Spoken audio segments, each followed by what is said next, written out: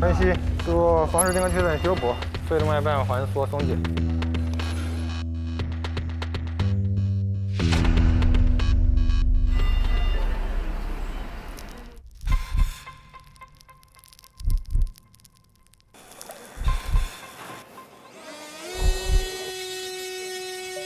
因为它是第2次手术嘛，第1次手术之后，它心脏和周围的组织会粘在一起，你的要求下刀精准度非常高，稍微有任何的偏差，可能就会直接损伤到心脏。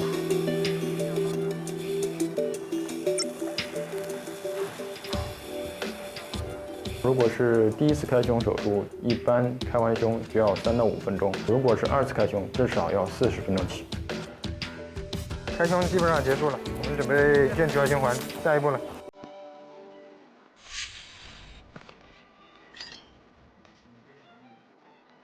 再注意一下血压哈，我在牵主动脉。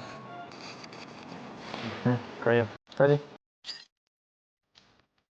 那局外监好了，没有出来什么意外情况。